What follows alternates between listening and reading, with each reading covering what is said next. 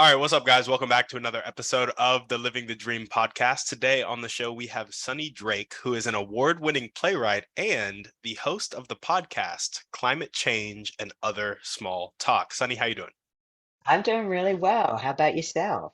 I am doing fantastic, man. Thanks for asking. And we like to jump right in. So if you could start with telling Let's us, do it. yeah, let's do it. A little bit about yourself and what you like to do for fun. That'd be great. Okay. As you said, I'm a playwright and a theater creator. I tend to make work that uses either some form of kind of satire or humor or comedy to get in sideways into topics that would be otherwise difficult to explore.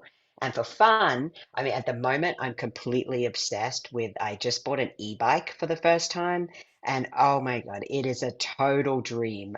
There's no more hills, there's no more headwind. It's just all the fun stuff about biking without any of the downsides. So I'm a bit obsessed with that right now.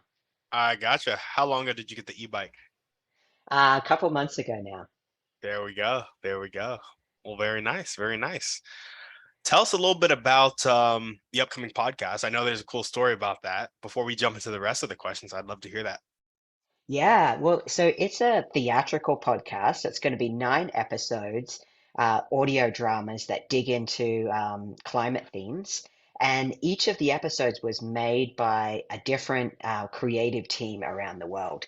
And how that sort of idea came about. At first, I was like, right, I'm really concerned about climate stuff, like most of us are. So I went, okay, I'm going to write a play on my own. And I got accepted into this completely mind-blowing artist residency where I got to sail on a tall ship in the high Arctic, like way north of Scandinavia, with 30 artists and scientists. And we went and visited the world's northernmost climate research station. And so I met these really cool scientists up there who, are collecting all of their local data, which is really important in understanding climate change. But it's also, they combine that data together with hundreds of other weather stations around the world. And that's what gives us this picture of climate change is both the very local and also the global. And so I thought, why not do that with artists? And so that's where I kind of shifted from this idea of writing a play on my own to collaborating with these really cool artists all around the world. So we've got teams in Australia, India, Chile, Mauritius, Nigeria, and 4 across Canada, from coast to coast on Canada.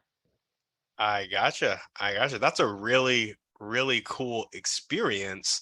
And also, I like how it made you pivot because you were like, oh, this could be a much bigger thing. Hmm.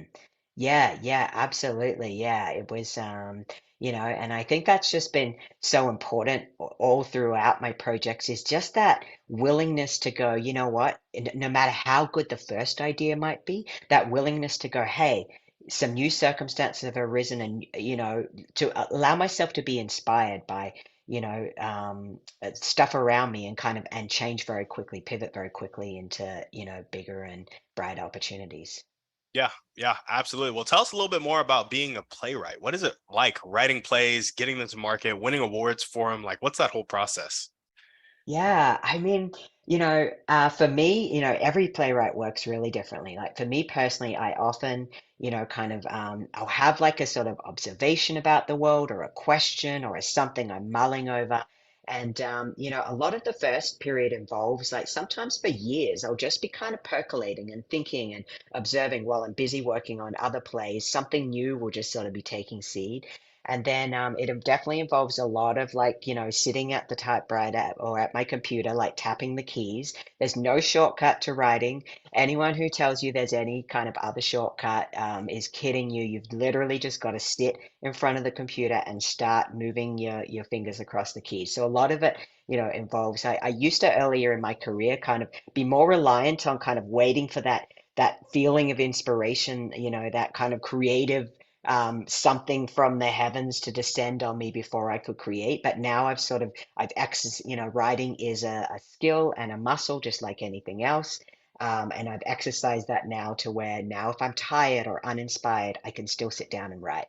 And then, there's often like a lot of collaboration. So I get a lot of people from different perspectives to read my scripts and discuss them with me. so that I can make sure that I'm writing characters outside of my own experience, with nuance and depth and care, and yeah, so lots of collaboration. And then, that beautiful moment of the first time I hear actors reading the words off the page is really when that collaboration starts coming alive for me. It's such a cool process. So when you write the plays, do you also direct them, or do you just have kind of input on the process of bringing it to life? Yeah, sometimes I've directed them. The further I've gotten in my career, the more I also actually used to perform a bunch as well, but now I've really tried to kind of zone in on my writing, and so I prefer ideally other people to direct my works, because then I also kind of get to sit back and listen and observe rather than when I have 500 million roles going on.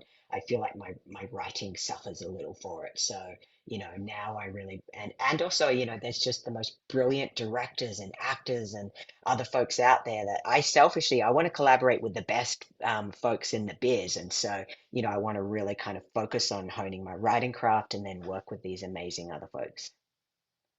Gotcha. I love it, man. I love especially the collaboration with top people in the business and then letting them do their role and you kind of honing into your genius zone.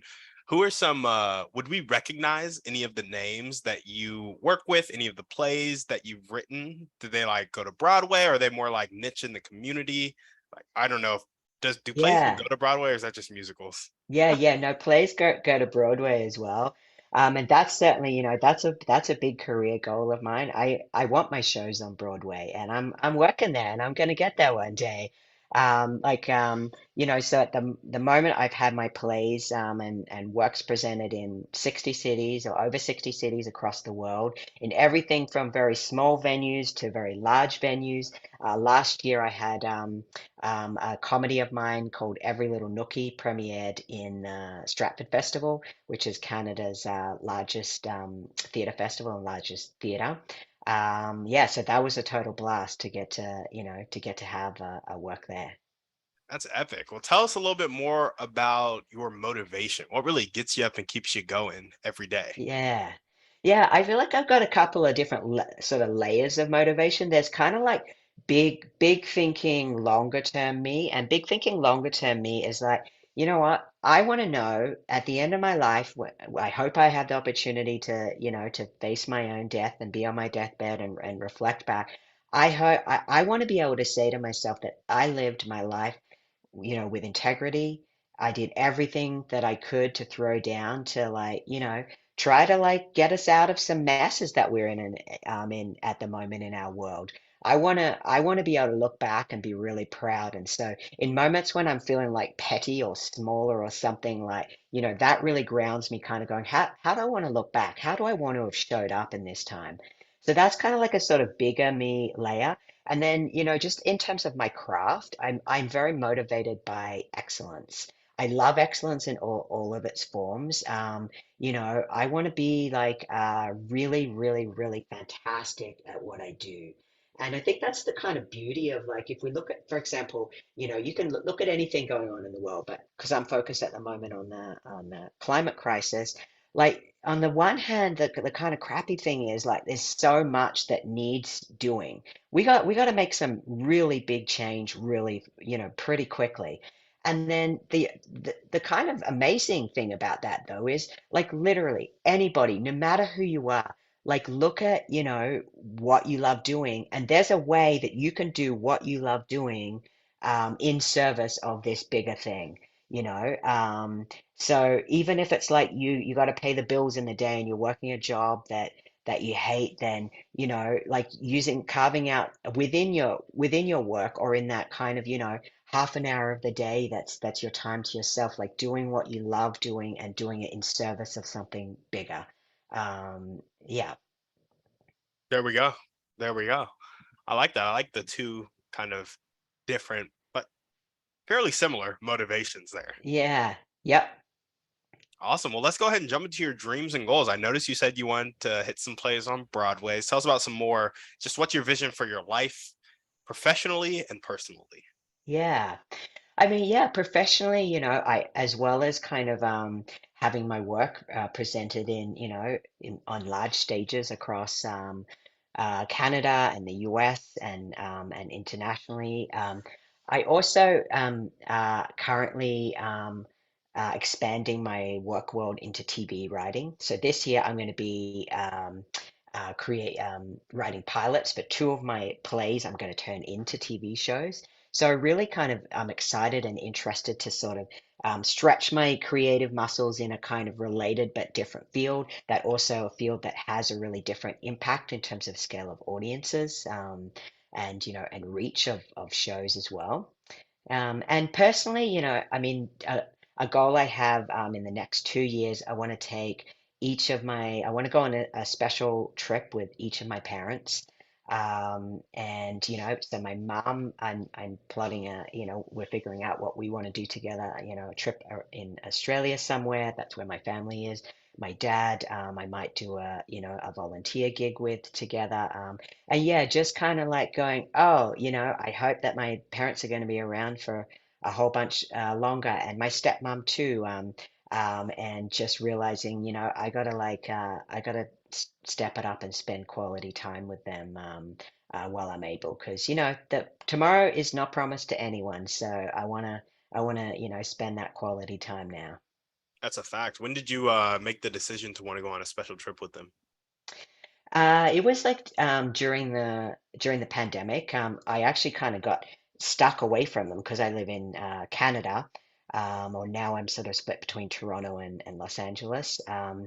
I got stuck for two years out of, I wasn't able to go back to Australia to visit them because, the Australian borders were very strict with closure with COVID, and I just kind of, I felt like that sort of catalyzed me going, you know what, I gotta like, not just kind of have that regular visit time. And, I went back this year for that sort of, really lovely regular visit, but I want to have that kind of, more like the sort of the quality time of doing a special adventure together. Yeah, yeah, Yeah. absolutely. And expanding your work into TV writing, do you have to do you need connections to do that? Do you just apply to a TV network? What's that process look like? Yeah, yeah. I mean, honestly, I'm figuring out a bunch of that at the moment. It's definitely, a lot of it is who you know. So you need to kind of make the connections and, have people who will kind of vouch for you and introduce you into, different opportunities and possibilities. But you also got to have the material. So I've got all of my kind of playwriting, samples and materials and success and everything. But now I need to have these pilots or these episodes so that then when I'm meeting the right people, and they go, hey, oh, I heard about your theater show. You seem really interesting. Like, send me what you got. You got to have the thing to send them in really good state. Yeah, yeah, I gotcha. I gotcha. So it's so interesting. Um, and we're not taught this nearly enough, but the fact that like a relationship, like the right relationship at the right time with the right exchange of value can basically make anything happen that you want to happen in your life. Hmm. Hmm. it's it's just such an interesting concept because so many people are out here, trying to do it alone or banging their head against the wall. And it's like, if you just figured out who you needed to meet and then how you can add enough value to their life to make your goals happen as well, your life would explode and blossom into exactly what you wanted it to be. Yeah, and a lot of people don't realize too how much work and time and effort that takes. And like so for me, okay, I moved to Canada 12 years ago. I knew exactly zero people in theater. And so I had to build those relationships entirely from scratch. And what I really learned was, and I've seen, I mentor a lot of emerging artists now, and I really try to dissuade my emerging artists from asking, asking, like in their first interactions. Like, first of all, like actually figure out whose work are you interested in? Who do you like? What theaters or in whatever area you're in? Like, who are the people that are doing the stuff that interests you? follow their work, get to know what they're all about, and then be introducing yourself in a way that doesn't have a, oh, now, hi, I'm Sunny, can you give me X, Y, or Z? But rather, hey, I'm Sunny. I know I'm really interested in what you do. What a great season you got coming up. I'd love to invite you to my show. Like with offers and with sort of, this long relationship building in mind. So, sometimes like I will be getting to know a theater company for 5 years before something ever happens with them. And really, making sure like those relationships are genuine and honest. Like when I'm saying, learn about what they do, like, you don't need to like kind of be fake and be like, oh, you're so amazing and blah. Like just actually genuinely what's inspiring, what's interesting, and and building a kind of a genuine relationship that has the kind of longer goals rather than a shorter, I need to have this right now. Yeah. Yeah. Why do you think so many people get stuck in that I need to have this right now? I mean, it's because like people want to get their stuff out there or have the success and I often am like, oh, please, Broadway, like come knocking at my door right now. Like if I had a meeting with a Broadway producer right now, it would be challenging to not be kind of hardcore pitching. Like you gotta, hold sometimes, that ambition and that drive back a little to kind of pace yourself through that. Like I don't think there's anything wrong with wanting, to kind of like being ambitious and wanting stuff to happen quickly. It's just strategically, you got to like pick your timing and make sure, you're building these genuine relationships so that, you don't burn your bridges by, I mean, because you have to put yourself in the shoes of producers or power brokers in whatever industry. They get pitched to all the time, day in, day out, like constantly, So the easiest default for them is no. It's like until it's a yes, it's a no, Yeah. or famously for artistic directors, it's a maybe for, a decade because, often they don't like saying no. But, but if you kind of corner them and are like, right, can you blah, blah, blah, then often you push them into a no. You push them from a maybe to a no rather than keeping the maybe open until it is the right time for a yes. Yeah. Yeah. I like that a lot. Just the timing of everything and the balance of, okay, I got to time this right, but I'm also pushing to make it happen fast. What I think is interesting about that is like when you really focus on the timing, you may be pushing to make it happen fast, but then you start adding value to people's lives faster, which can accelerate the relationship. And what's so interesting about that is once you're more established in the industry, I feel like relationships are a lot easier to form and Yeah. build because you have so much more value to offer people and people know you do based on your reputation. Yep. Yep. Yeah, absolutely. I mean, have you heard that saying like it takes a decade to become an overnight success? Oh yeah, So it's like, you're working like you're busting your ass for like so long, and then suddenly it can feel like, everything just takes off all at once. So you're right. It's like when you have the reputation, when you have the body of work, when you have the relationships and everything, then you don't, it's not gonna like that slow, tedious, it's not necessarily going to be that way forever and in all circumstances. It's like, yeah, once things start to take off they can really have a momentum of their own. for sure. For sure. Well, awesome. Any other dreams or goals that you want to chat about before we move on? Uh, hmm. I don't know. I think that those are kind of top of my mind. Like there's, always like I'm always a person with a million different dreams and goals, but those are my big focuses right now. I gotcha. Well, what are the top 1 to 2 skills that you need to develop right now to make these dreams and goals come true?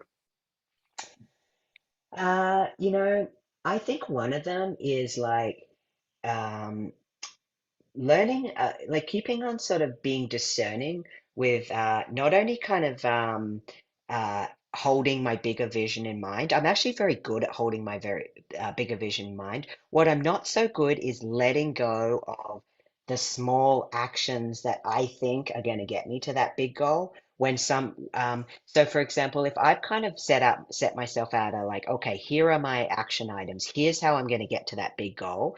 If something changes and shifts and I'm like, oh, wait a minute, this other whole set of actions would actually be a lot more strategic to get me to this goal. What I tend to do then is just not sleep very much. I tend to add the new set of actions, but also follow through on the old set of actions because I've kind of got this idea that, right, I come from a very self-taught background. So I actually didn't go to theater school. I carved out my own pathway through making theater, and it was a long slog to develop a body of work to the point where institutional doors started opening. And so I think because I've come from that mentality of slog, you got to push, you got to, like kind of like really do every single action meticulously, then it means sometimes I can get bogged down a little in, not doing the pivot that I was talking about earlier. I'm good at doing the creative pivot. I need to get better at doing the action-oriented pivot and going, you know what? I thought these 5 steps were going to be really useful in getting to that goal. But actually, my time is much better spent now on these 3 other new steps, and I'm going to let go of those 5 rather than now having suddenly 8 steps to do. Yeah, yeah, I get you. Um, what do you think the fallacy is, or why we hold on to the fallacy that doing more is always more effective? Yeah. I mean, I don't know. Is it like internalized capitalism in some way, or like this sort of false idea? It's like this false kind of bootstraps idea. I Hmm. mean, that if you just kind of work hard enough, and if you do all of the steps and take all of the things, you're going to get the success. When in fact, I mean, you said it before, like so much of success is about who you know and the connections you have. And and some people are born with those connections. When you look at a lot of the billionaires, they're billionaires because they were born into wealth, and they've actually, like he who shall not be named, has actually been an epic business failure and has only been able to succeed because of those connections, etc. And so this idea that, right, you've just got to meticulously and slowly work your way up, and the more you do, the more you're going to have. It's not always necessarily correlated. The more you do, the more you have. It's like the more strategic you are, and the more you're able to access these kind of, relationships and blah, either through your own hard work in doing that or through someone else kind of, already elevating you. So I think it's like it's not quite as yeah, I guess I've sort of internalized some of those messages that are actually not necessarily even true. Yeah, yeah, I get you. Especially because you have the people who work, a lot of people who work the hardest. They may be doing something. You may be working really hard. I think some public speaker was talking about you can work really hard at underwater basket weaving, and you could be the best in the world at it, and you're probably not going to get paid that much money to do it, and you probably won't have that many doors open because not that many people need underwater basket weaving as like a thing in their life. And so you can work really hard at stuff and just be in the wrong context and be Yeah. in front of the wrong people, and all your hard work. I saw this reel, and social media is so funny because it'll be the most distracting thing, but every now and then you come across something that really makes you think. And it was like Yeah. this just really expert musician, like top in the world, like top 5 in whatever instrument he was playing. He went ahead and played on the New York streets, like in the subway or whatever, and he made like $150 from just people giving him $1, $2, $3. And he was really, I mean, he was playing Yeah. master level pieces. And then like 3 days later, he filled up an auditorium of like 2,000, 3,000 people at like hundreds of dollars per ticket. And it's Yeah. just like sometimes the hard work you're doing may be irrelevant to the marketplace or to the world, or it's just not effective, it's not getting you to your goal, or sometimes it's just in front of the wrong audience in the wrong context, and so you're beating your head against the wall just because the people around you don't know how to value what you're bringing to the table. So just so Mm-hmm. interesting with Mm-hmm. like, we'll always blame ourselves, but sometimes you need to make some shifts in your environment or some shifts in your relationship, or you know Yeah. Yeah. I really hear you on that. And at some point early on in my career, I started to get better at the context I put my work in. So, for example, I started a lot of my work, I mean, my earlier works I did in living rooms, backyards, basements, warehouses, nightclubs, bars, because those were the spaces that I could get access to before I had a body of work. And these larger theaters started opening doors to me. And but even when I was doing my work in the DIY settings, I learned pretty quickly, no, my work doesn't fit a bar or a nightclub environment. It doesn't work there. People, it's not only not the right context for me, it's not the right context for my audience. So you got to also think in that scenario, you got to think about what is the context in which your audience or the people you're trying to connect with are in as well. So it's in the subway environment, for example, your audience is in a context where they're rushing somewhere. They're rushing on their way home from work. They're rushing on their way somewhere else, and they're also not expecting a world-class musician. So they're not looking, going, "Oh, this is a world-class musician in front of me." They're looking, going, "I'm late. I'm really tired. Who's this person here? Okay, fine. I'll give you $1. You're pretty good, but anyway."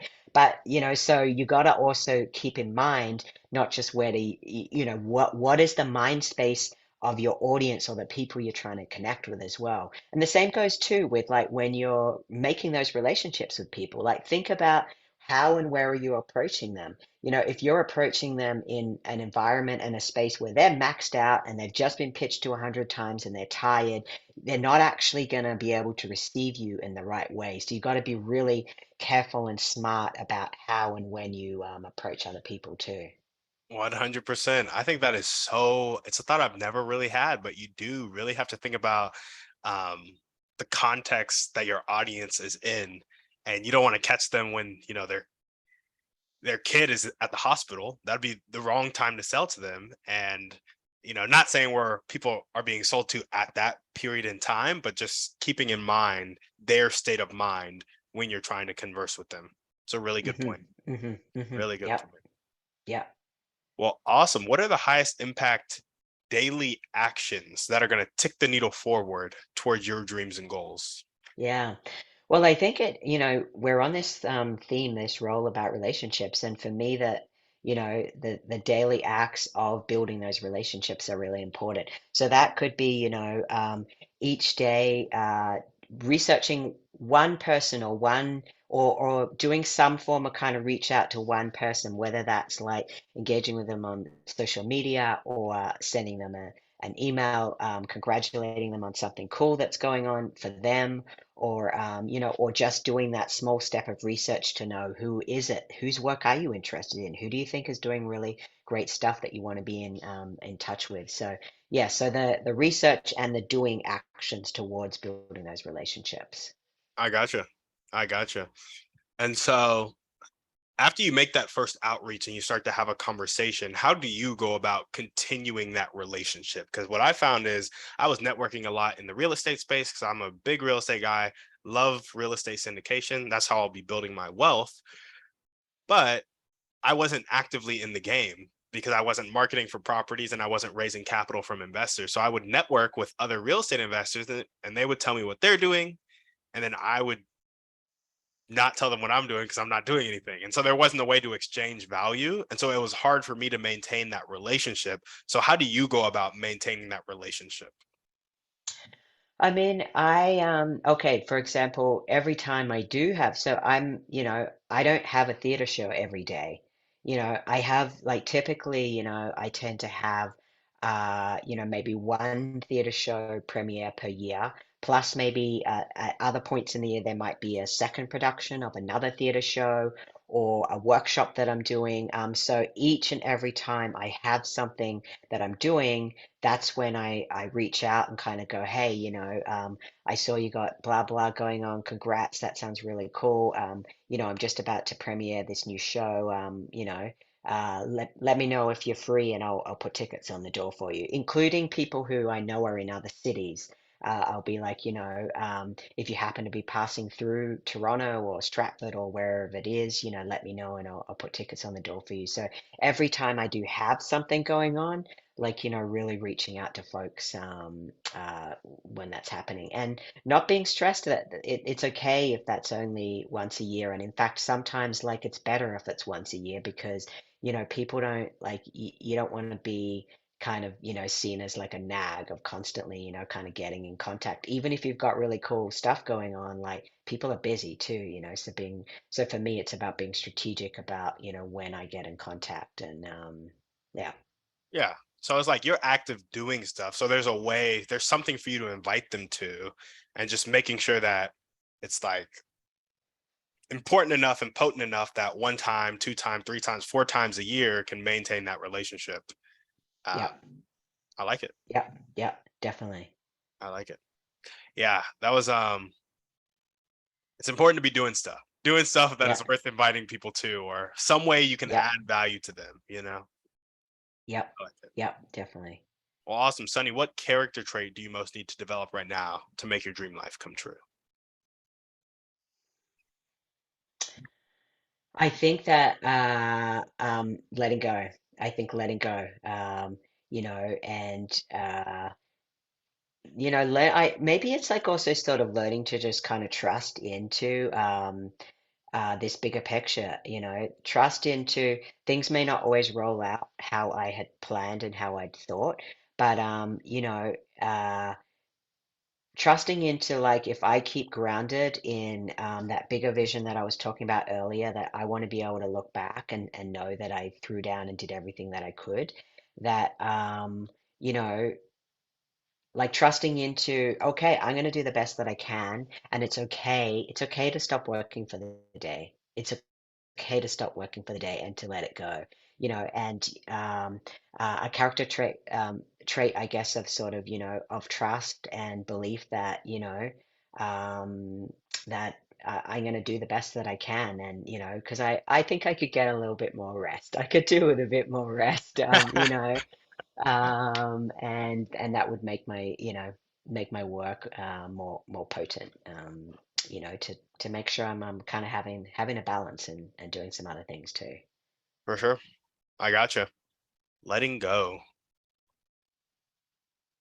What do you think is stopping you from letting go? Is there a voice? Is it your own voice? Is it a external voice? Like, how I was kind of saying before about like, okay, I planned out these kind of like five Hmm. actions, and now it's like, you know what? No, actually, this new thing's come along. These five actions over here would actually be smarter. There's the voice that kind of goes, yeah, but if I don't do those five actions as well as these five actions, I'm going to miss out. I'm going to miss out. I'm going to be behind the eight ball. It's not going to happen for me.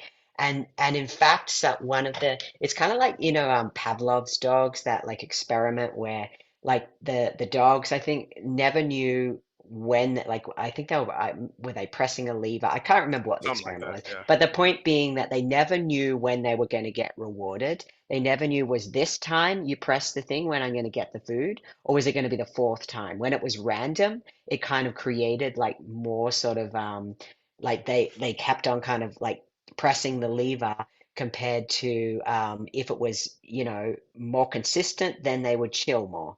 But like, so for me, it's actually like when I was okay, so now I'm trying to do these new five actions over here compared to the first five actions. But sometimes in my experience, I'm like, I've done the all 10 then, and it was in fact one of the first actions that had this incredibly big career impact for me. So it's Mhm. kind of like it's sort of almost been a disincentive then to not do all 10 actions when I never know which of these actions is actually going to make the biggest impact. But what I'm getting present to now is if I keep on a track of doing all 10 actions rather than the new strategic five, is I'm not going to have the energy to do any actions. Then one day I'm going to wake up and do zero actions Yeah. because I haven't paced myself through my life. So what I'm trying to work with myself around is I'd still be better off picking the five actions, whether it's the first ones or the second ones that I've identified, and doing those rather than trying to do 10 and not being able to sustain a long time career and have the energy. And like I'm a very passionate person right now, and I want to stay that way for, for the long haul. Yeah. Yeah. Absolutely. Yeah. The do it all can't do any of it. It's kind of like trying to have too many really intimate relationships, pouring into everybody. You end up pouring into nobody. Just curious, are there things in your life right now that you feel like you need to cut of those actions that you need to optimize a bit more? Yeah. I mean, I'm watching it in real time because I've got this podcast launching on the weekend. I'm watching this exact thing in real time where I'm like, new things every day are getting piled onto my to-do list, right? It's crunch time. I mean, I've been working on this for a couple of years now, and I have a really great team working on it with me, but it's unavoidable. At these last moments, there's just going to be the pile on. And I'm noticing I'm really battling with myself around, uh, um, you know, the making sure that I'm like kind of reevaluating every day and going, you know what? It would have been ideal if I could have done this, this, and this, but I can't do all of that. And I'm going to pivot to doing this, this, and this instead. So yeah, I'm watching that go on right now. And, but it is also nice to kind of watch it happening in real time and also watch myself making some different decisions. Like I don't get it in all moments, it's a really long kind of well-worn groove for me to just kind of do it all, overdo it all the time. But I do feel like I'm making some progress, and there are definitely moments where I'm like, yeah, I'm just not going to do that. It's okay. I don't need to do that. I can let that go. So I'm proud of myself for like putting some of this stuff into practice. Yeah, yeah, absolutely. Well, if there were one or two people you can meet right now, and this could be a specific person or a type of person, and they'd really help you take that next step towards your dreams and goals, who would they be and how would they help you? I mean, I think it would be, you know, uh, really well connected, prominent, both TV producers and also, you know, I have really fantastic relationships already across Canada with Canadian theatres. So I am already at a point where I can have a conversation with, most artistic directors in Canada will take my call or answer my email or read a script of mine. So I've already sort of got those relationships in Canada, but having, some of the really influential big theatre producers in the US in particular, and also in the UK. Having them sort of getting on their radar and getting to have them start reading my scripts and knowing about my work. Uh, that would be huge for me. I gotcha. Love it. Well, awesome. Now we're going to jump into our thriving three. First Okay. question. What's your favorite book, movie, or podcast? Pick one. You know what? I gotta say, favorite movie of all time, Muriel's Wedding. I don't know if you've seen it. It's a 90s Australian film, and it's had such a massive impact on me as an artist. It's quite a kind of satirical film, and what I love about it is it manages to be both absolutely hilarious. You're like laughing and laughing in 1 minute, and then suddenly you're like sucker punched, Mm, with this like quite intense moment, and then it's like funny again. You get kind of like ease back out into laughter, and you go backwards and forwards like that. And it really taught me about how powerful humor and laughter are. You can get away with a lot if you can make people laugh. And this film actually ends up being a really scathing, like a very kind of deep look into marriage and relationships and family, and asks some big questions. Yet does it in such a like ingenious way by leaning into humor and ridiculousness and absurdity, and yeah, so it's had a big impact on me, that film. I gotcha. And it was Muriel's wedding. Muriel's Wedding, yeah. And what's one way you like to take care of yourself? I have this thing that I really try hard, no schedule Sundays.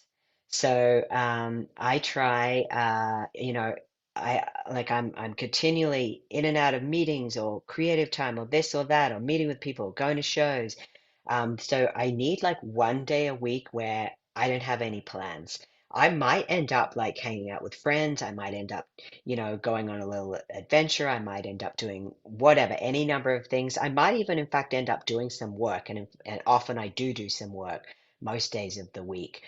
But just to have it not scheduled, there's nothing in the diary, there's no time, there's no alarm going off. I'm in a like kind of hilarious love-hate relationship with my alarms where I set like multiple alarms per day because I'm like, okay, meetings, the things to do and everything. But then I get so mad with my phone when the alarm goes off, and I'm like, I'm the one that set it, but I'm so mad that I feel constantly bossed around by my phone. So to just have a day where there's no alarms going off, no plans, and I can be a little more spontaneous and flexible is really important to me.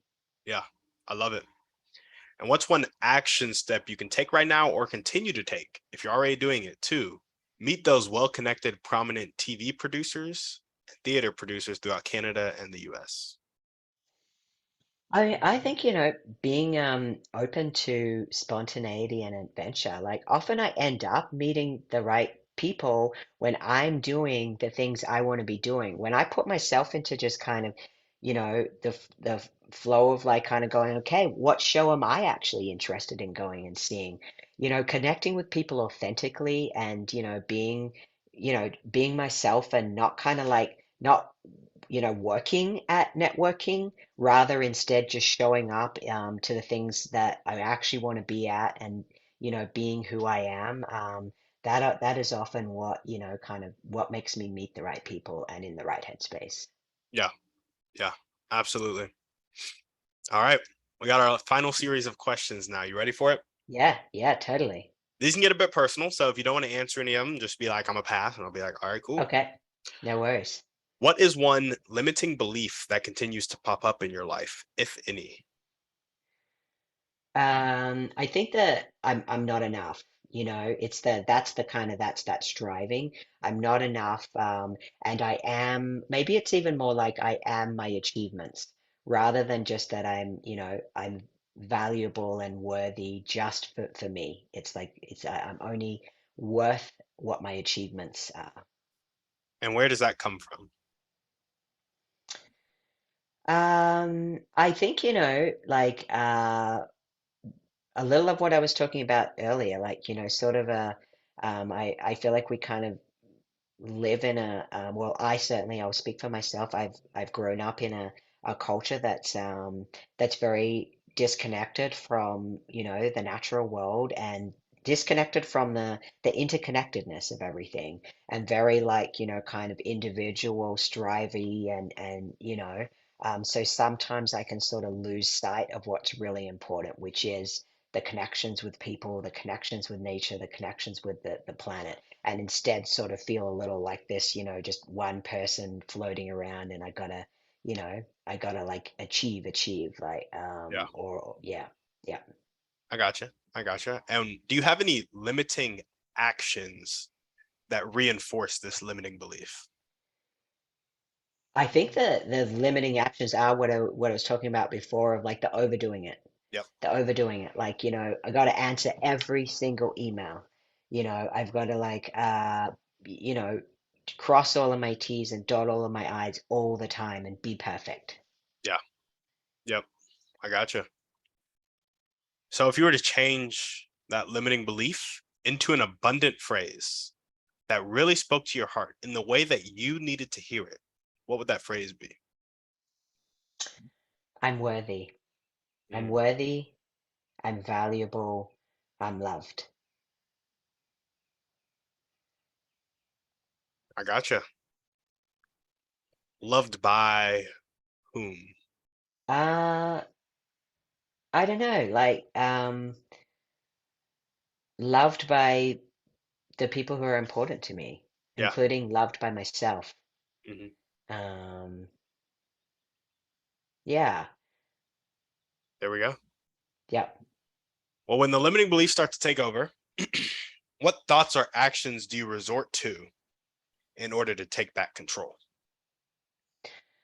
I mean, the kind of the not so helpful ones are just working around the clock. Hmm. never kind of feeling like I can stop working or stop answering, checking the email or blah. The positive ones, I've been um, more recently kind of having a mindfulness practice and a meditation practice, which is I did the mindfulness-based stress reduction program, the MBSR, and that's been really fantastic for me in terms of, being being aware of, kind of my patterns and being aware of what's going on in my body because I can sometimes get disconnected from my body when I'm just in the do, go, go, go, Yeah, and not notice that things are starting to strain. So one is just noticing, and then two, being able to make powerful sort of interventions and choices, exercising some choicefulness about, doing different, having different responses rather than just the work around the clock response. for sure. For sure. Last question for you. Ready? Yep. What is your favorite belief about yourself?